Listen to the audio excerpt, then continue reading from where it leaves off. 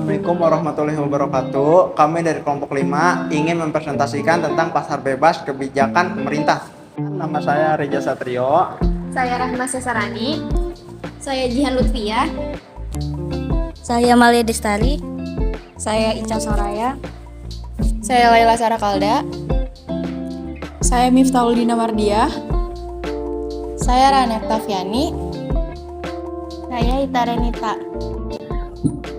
Pengertian sistem pasar bebas. Sistem pasar bebas merupakan sistem ekonomi yang mewujudkan kegiatan ekonomi yang paling efisien dan kemakmuran masyarakat yang paling optimum. Dalam sistem ekonomi ini, kegiatan-kegiatan dalam perekonomian sebenarnya diatur oleh mekanisme pasar atau invisible hand, interaksi di antara penjual dan pembeli di pasar. Pasar barang dan pasar faktor produksi akan menentukan corak produksi nasional yang akan diwujudkan dan caranya produksi nasional tersebut akan dihasilkan. Ciri-ciri utama pasar bebas. 1. Bebas untuk menentukan jenis barang yang akan dihasilkan dan dijual. Yang kedua, campur tangan pemerintah terbatas. Tidak seperti pada sistem ekonomi terpusat, di sini pemerintah mempunyai batasan tertentu untuk ikut campur dalam kegiatan pasar bebas. Yang ketiga, bisa dijalankan oleh siapa saja.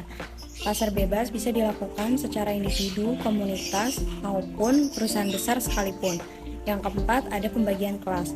Pembagian kelas ini merupakan salah satu ciri paling menonjol dari pasar bebas, yakni kelas pemilik modal dan kelas pekerja. Saya akan menjelaskan tentang kebaikan utama perekonomian pasar bebas. Yang pertama yaitu ada efisiensi penggunaan faktor-faktor produksi.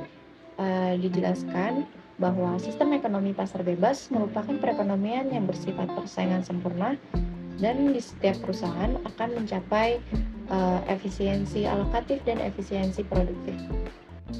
Yang pertama yaitu ada efisiensi alokatif, bahwa suatu perusahaan dikatakan mencapai efisiensi alokatif apabila tingkat harga sama dengan biaya marginal. Ditunjukkan di dalam jangka panjang, perusahaan dalam persaingan sempurna mencapai keadaan di mana harga sama dengan biaya marginal. Yang kedua yaitu ada efisiensi produktif. Untuk mencapai efisiensi produktif, biaya produksi perusahaan dalam pasar mesti mencapai biaya produksi yang paling minimum, yaitu pada titik paling terendah. Karena tadi saya sudah membahas yang nomor 1, sekarang saya akan membahas yang nomor 2. Yang kedua ini saya akan menjelaskan tentang menyelaraskan kegiatan ekonomi dengan efisien. Dinyatakan bahwa perekonomian pasar terdiri dari berbagai banyaknya jenis pasar. Di berbagai pasar ini adalah saling berhubungan satu sama lain dan terus mengalami perubahan. Salah satu kebaikan penting dari pasar bebas adalah kemampuan membuat penyesuaian tanpa menunggu perintah. Misalnya, kenaikan produksi padi yang sangat tinggi dapat menyebabkan kelebihan produksi apabila harga tidak dapat berubah. Harga yang merosot turun jauh akan menyebabkan konsumen membeli lebih banyak dan produksi yang berlebihan dapat dihindari. Pada masa berikutnya, harga padi yang merosot menyebabkan sebagian petani tidak mendapatkan keuntungan. Mereka akan mencari kegiatan lain yang lebih baik untuk pendapatannya. Untuk itu, sistem pasar bebas dapat memberikan petunjuk tentang corak penyesuaian yang perlu untuk menghadapi suatu perubahan yang timbul. Di sini saya akan menjelaskan tentang surplus konsumen dan surplus produsen. Nah, yang pertama, contohnya misalnya kayak begini. Dalam pasar persaingan sempurna, kurva permintaan pasar ada D yang ada di frame, dan kurva penawaran adalah S yang artinya supply. Dan C, maka keseimbangan dicapai di titik E, nih titik equilibrium. Seimbang ini tingkat harga adalah P yang artinya price, jumlah barang yang diperjualbelikan adalah Q, quantity. Kawasan AB menggambarkan gabungan surplus konsumen dan surplus produsen dalam persaingan sempurna tersebut. Nah, seterusnya misalkan perusahaan dalam persaingan sempurna tersebut bergabung menjadi monopoli, perubahan ini tidak akan mengubah permintaan di pasar. Ia tetap ditunjukkan oleh kurva permintaan dia yang ada di trend. Tapi sebagai monopoli, perusahaan tersebut dapat menentukan harga, dan ini tergantung kepada jumlah barang yang diproduksikan. Apabila kurva permintaan yang dihadapi monopoli adalah di trend, kurva hasil penjualan marginal adalah marginal revenue. Pada titik C, biaya marginal ada sama dengan hasil penjualan. Nah, marginal bagi monopoli ini berarti monopoli akan mengoptimalkan untungnya jika memproduksikan Q yang arti kuantitinya nih pada tingkat produksi. Ini harga price pada keseimbangannya surplus konsumen dan surplus produsen ada seperti yang ditunjukkan oleh ABC. Nah, kita tunjukkan bahwa di pasar persaingan sempurna surplus konsumen dan surplus produsen adalah banyak seperti yang digunakan oleh kawasan AB. Karena AB adalah lebih besar dari ABCD, maka dapatlah disimpulkan bahwa kemakmuran diperoleh masyarakat lebih besar dalam persaingan sempurna jika dibandingkan dalam monopoli. Jadi begini teman-teman ya, ketika harga kita lagi tinggi, jumlah penawaran bakal tiba-tiba turun, dan apabila penawaran kita lagi tiba-tiba tidak ada, jumlah yang tadinya tinggi menjadi rendah, yang rendah menjadi tinggi. Nah, yang itu memang perbandingan dalam monopoli. Nah, ini untuk yang surplus konsumen dalam perusahaan. Dari yang kedua, ini saya akan menjelaskan tentang efisiensi produktif dan perusahaan persaingan sempurna, persaingan monopolistik dan monopoli. Nah, perbandingan keseimbangan jangka panjang perusahaan dalam pasar persaingan sempurna, pasar monopoli dan monopoli dimaksimalkan kurva biaya rata-rata di masing-masing perusahaan tersebut adalah persamaan perusahaan monopoli memperoleh keuntungan lebih dari normal. Jumlah produksi adalah di bawah produksi kapasitas penuh dan yang paling minimum jika dibandingkan dengan biaya produksi yang mungkin dicapai. Dengan demikian biaya perusahaan persaingan sempurna yang akan mencapai efisiensi produktif. Nah, contohnya begini teman-teman, ketika pasar persaingan sempurna ini biaya produksinya rendah tapi keuntungan yang diperoleh sama kok kayak pasar persaingan monopolistik. Tiap pasar memiliki keunikan dan cara penerapannya sendiri, cuma yang lebih hot itu adalah pasar persaingan dapat keuntungan lumayan tapi biaya produksinya rendah. Pasar persaingan sempurna ini kayak toko beras, sayur, mayur, pokoknya yang ada di pasar persaingan sempurna harga ditentukan oleh pasar. Penjual nggak ada hak untuk memberikan tarif buat dagangannya. Intinya pasar persaingan sempurna itu kayak toko perlengkapan gitu. Nah, pasar monopoli seperti kayak contohnya ya, kayak perusahaan besar yang memiliki kuasa penuh, yang memiliki pemerintah, contohnya PT Pertamina, Batubara, PT KAI dan lain-lain. Nah, sebenarnya nggak harus pemerintah, kalau nggak hak paten langsung dibuat sertifikasinya. Jadi kayak tidak terlalu mengandalkan pemerintah, tapi dia ini bisa diberikan apabila dia punya izin hak tertentu yang diberikannya.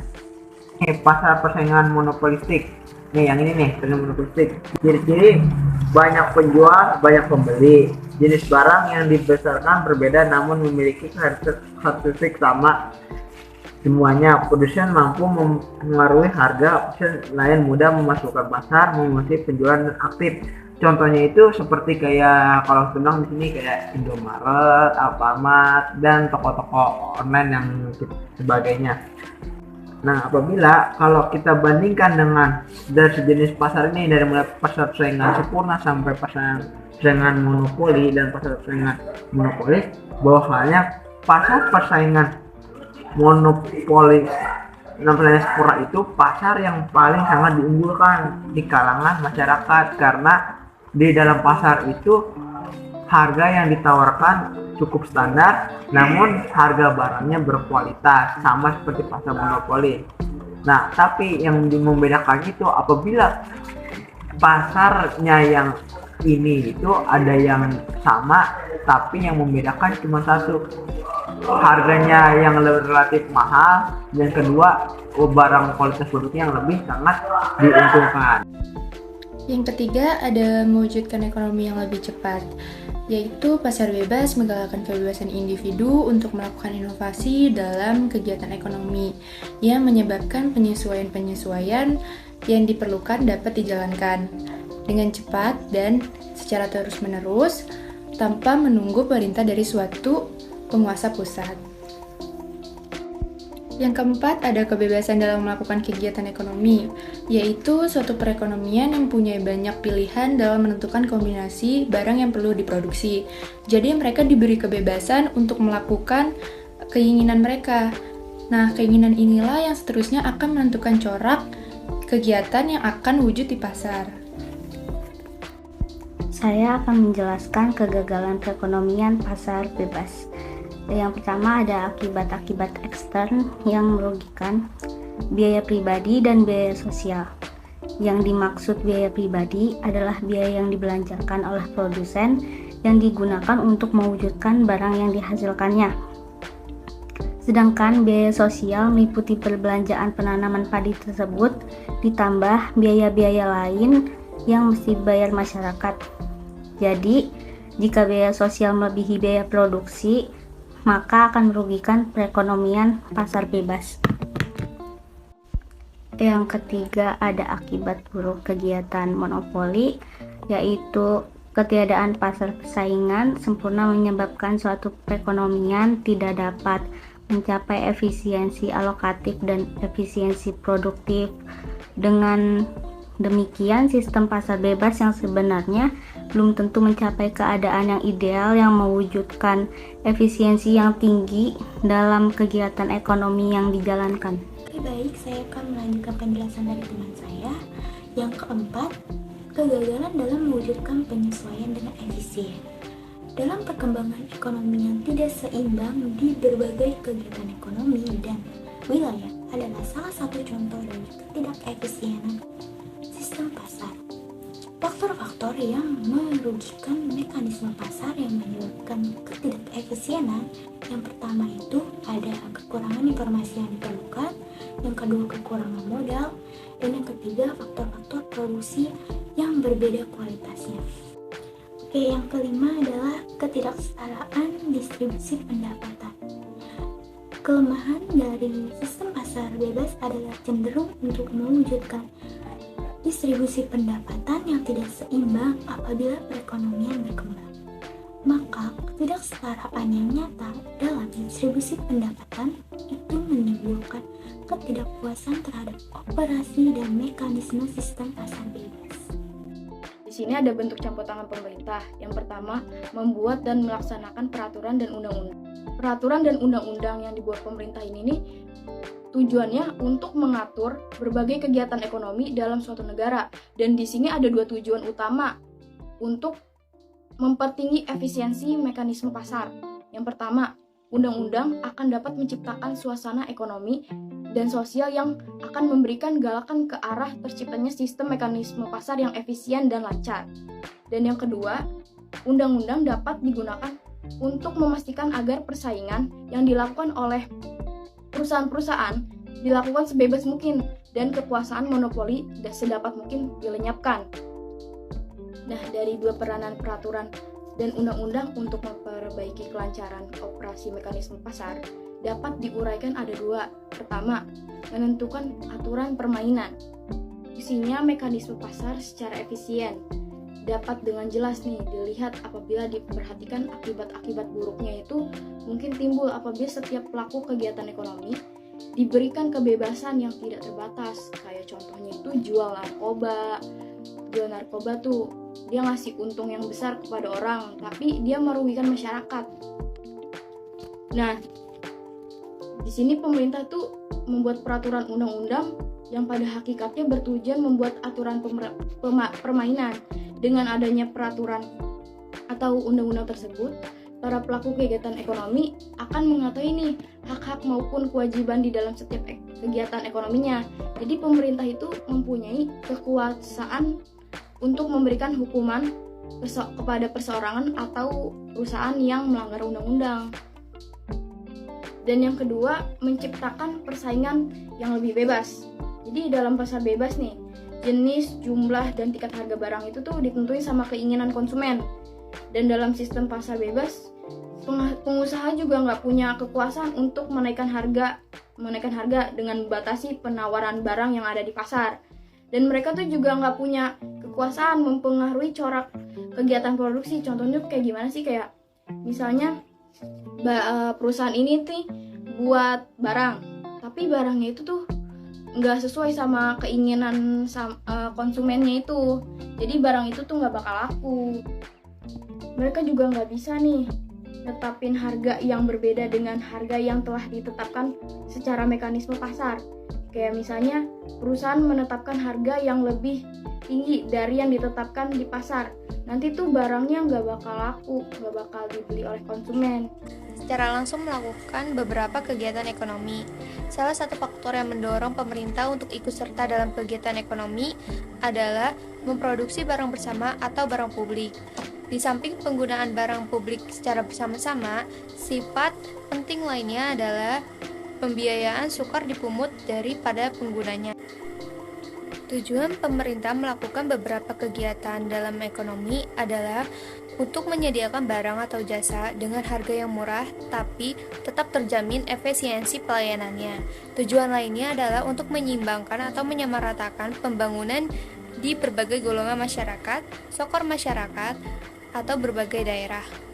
Sebagai contoh, pemerintah menyediakan jasa tentara dan kepolisian untuk menjaga pertahanan dan keamanan negara. Contoh lainnya adalah pemerintah menyediakan siaran radio dan televisi, jasa peramal cuaca, dan jasa mercusuar untuk menjamin keselamatan para pelayaran kapal di lautan.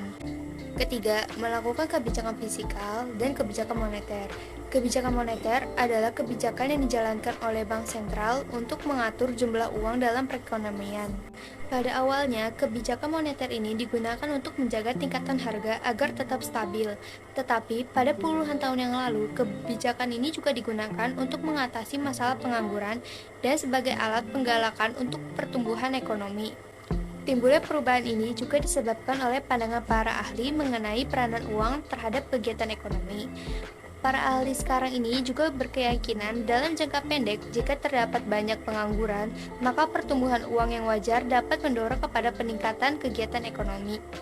Dapat disimpulkan, fungsi dari kebijakan moneter ini adalah untuk mengawasi setiap masa jumlah dan susunan uang dalam perekonomian, akan membantu menciptakan tingkat kegiatan ekonomi yang tinggi dan stabil, dan mempercepat pertumbuhan ekonomi.